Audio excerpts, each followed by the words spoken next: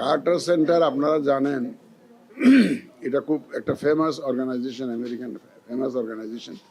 এটা president Carter of America এটা establish করেছে in 80s, I think in the mid 80s. It was established in 1982.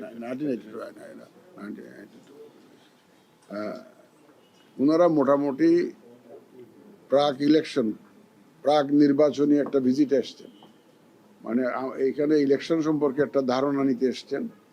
ধারণা এসছেন যে এটা প্রিপারেশন কীরকম, আমাদের রাজনৈতিক দলগুলোর কী অবস্থা, ভোটারদের কী অবস্থা, ইলেকশন কমিশন সম্পর্কে তারা জানতে চাচ্ছেন, একটা ফ্রি ফেয়ার ইলেকশন হবে কিনা, এগুলো ইত্যাদি বিস্তারিত ওনারা একটা প্রি ইলেকশন একটা অ্যাসেসমেন্ট করতে এসছেন এখানে। এর মধ্যে ওনারা বিভিন্ন রাজনৈতিক দল এবং বিভিন্ন পক্ষের সাথে ওনারা কথা বলেছেন। সংস্কার কমিশনের ইলেকট্রাল সংস্কার কমিশনের চেয়ারম্যানের সাথে বোধহয় ওনারা বসেছিলেন, অনেকের সাথে অলরেডি বসেছেন, আরও 2 দিন বোধহয় ওনারা থাকবেন। তা আজকে আমার কাছে এসেছিলেন, ইলেকশন কমিশনে আসছিলেন। একটা সুখবর দিয়ে আপনাদেরকে, আমার জন্য খুব ভালো যে ওনার অ্যাসেসমেন্ট হলো যে এই ইসির উপরে মোটামুটিভাবে সব পক্ষের আস্থা আছে। এটা শোনার পর আমার একটু ভালো লাগলো আর কি, যে এটা সব বলে যে ইসির উপর আস্থা আছে। তো যাই হোক, ওনারা বিভিন্ন পক্ষের সাথে কথা বলেছেন এবং আমাদের কাছ থেকে মূলত যেটা যে ওনারা আমরা এই যে নেক্সট যে জাতীয় নির্বাচনের জন্য আমাদের প্রস্তুতি কেমন, প্রস্তুতি আমরা কেমন চালাচ্ছি, প্রস্তুতি আমরা এগিয়ে নিচ্ছি কিনা ইত্যাদি জানতে চেয়েছেন। আমরা জানিয়েছি, আমরা অতীতেও আমি বিভিন্ন সময় বলেছি আপনাদেরকে আমাদের প্রস্তুতি যেভাবে চলছে, যে নির্বাচন যখনই হয় আমরা যাতে সাকসেসফুলি এটা যে ওয়াদা করেছে সেই ওয়াদা মাফিক যাতে আমরা ডেলিভার করতে পারি সেই প্রস্তুতি আমরা নিচ্ছি, এই কথাটা আমরা তাদেরকে জানিয়েছি। তারপরে ওনারা বোধহয় ইলেকশন অবজারভার হিসেবেও আসতে চান। অতীতে ওনারা আসেনি, গত 3টা নির্বাচনে ওনারা আসেননি। ওনাদেরকে আসার জন্য বলা হয়েছে, অনুরোধ করা হয়েছিল, ওনারা আসেননি।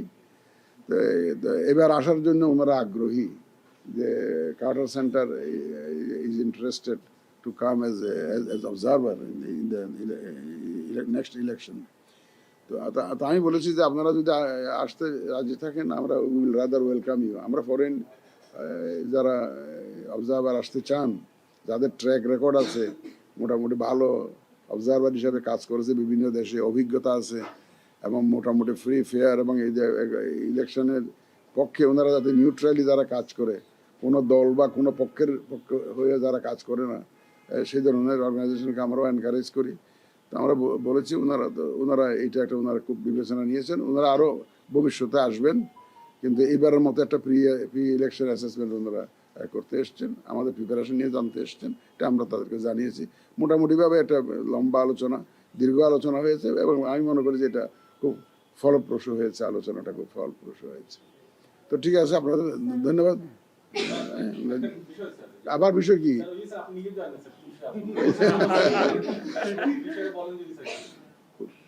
ওই বিষয়ে তো এখন আমরা তো আগে এখনো গ্যাজেটটা তো পাইনি সরকারের গ্যাজেটটা আমাদের কাছে আসলে আমরা তখন এটা বসে সিদ্ধান্ত নিব। এখন আমরা সিদ্ধান্ত নিতে পারি না, কারণ সরকার তো একটা, আপনাদের মুখে শুনছি, পত্রপত্রিকায় দেখছি, টেলিভিশনে দেখছি, কিন্তু ওইটা অফিসিয়াল ডকুমেন্টটা না পাওয়া পর্যন্ত আমরা এক্স্যাক্টলি কি হয়েছে এটা তো বলতে পারছি না।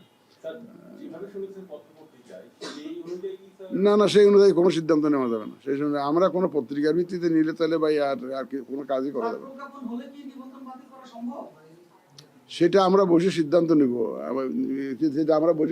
নিব, ওর কোনো অসুবিধা নেই। আপনার প্রজ্ঞাপনটা আসতে দেন না, দরকার হলে আপনারা একটু তদবির করে নিয়ে আসেন, তাইলে তাই আমরা ডেফিনেটলি আমরা তো এই ইলেকশন কমিশন তো আমরা তো এই দেশেই কাজ করি, তাই না? এটা এই দেশেরই একটা কনস্টিটিউশনাল বডি, এই দেশের জন্যই কাজ করি।